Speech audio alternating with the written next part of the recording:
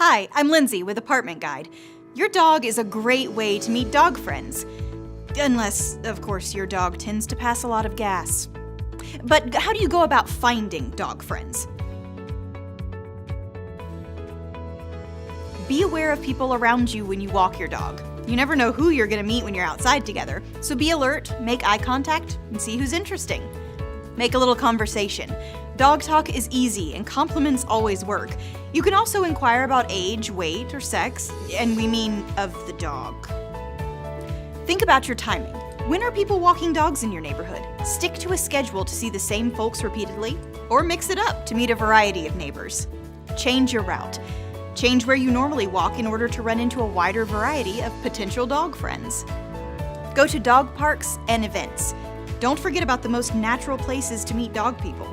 Dog parks, mutt struts, yappy hours, and other dog events will have you making dog friends in no time at all.